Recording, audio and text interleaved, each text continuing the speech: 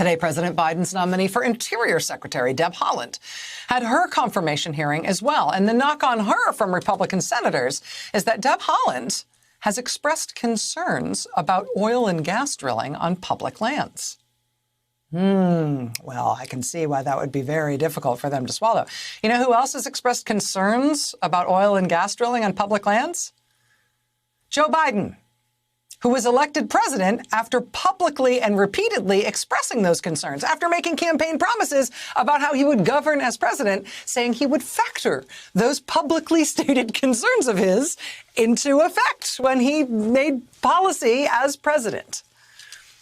He was elected president saying, I'm a little worried about oil and gas drilling on public lands, and I'm going to do something about it. And so, yes, he's now chosen somebody to be Interior Secretary who agrees with him on that. It would be weird if he didn't. It would be a scandal if he didn't. He wouldn't campaign on protecting public lands from new oil and gas drilling and then put somebody in charge of that part of the government who was like, yeah, gung-ho, let's drill the bejesus out of some sacred national monuments. I can get this done. I won't tell Biden. Right? Who'd you think he was going to nominate? But these, shocking revelations about Deb Haaland, that she holds the same policy positions that literally anyone nominated by President Biden to this position would have to hold in order to get the nomination. That means that Republican senators are not only going to vote no against Deb Haaland, they spent today telling her how terrible she is, and they want Biden to withdraw her nomination because it's so outrageous that she agrees with him on basic policy matters that he campaigned on. Good luck with that. Deb Haaland will be confirmed. She will be the first Native American ever confirmed to a U.S. cabinet position. And it will be celebrated by Native American communities coast to coast like nothing you have ever seen. And almost all Republicans will nevertheless have opposed her on the grounds that she, heaven forbid, agrees with the president on a major policy issue. And when almost all, if not all, Republican senators oppose her, Native communities in their states will never forget that vote, ever. Deb Haaland will be confirmed by the Senate, regardless of Republicans' bad faith objections to her nomination. And Xavier Becerra will be confirmed by the Senate, again, too, regardless of Republican senators' bad faith objections to him. If you didn't care that Alex Azar wasn't a doctor, you can't complain that that's your big problem with this other guy who isn't a doctor either. That's like how you would teach a first grader about what bad faith means.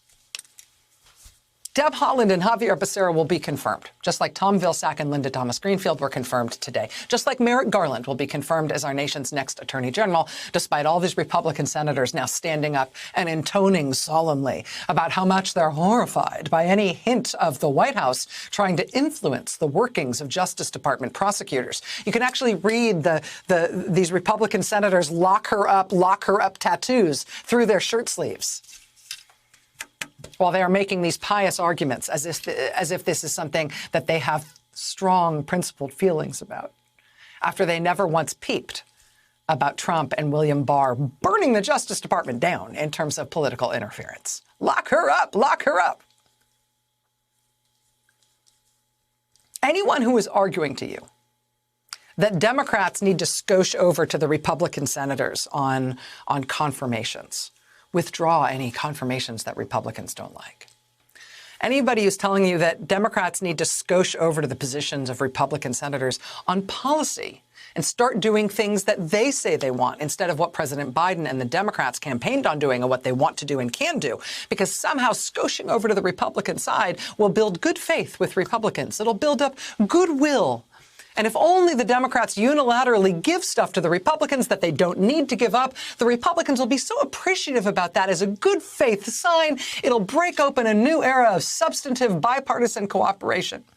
Anybody arguing that to you in this century, in 2021, is not watching what the Republicans are actually doing in the Senate, or the absolutely bald bad faith with which they are behaving toward Biden nominees. Hey, thanks for watching our YouTube channel. You should know that you can follow today's top stories and breaking news and catch up on your favorite MSNBC shows all in one place. Download the NBC News app today.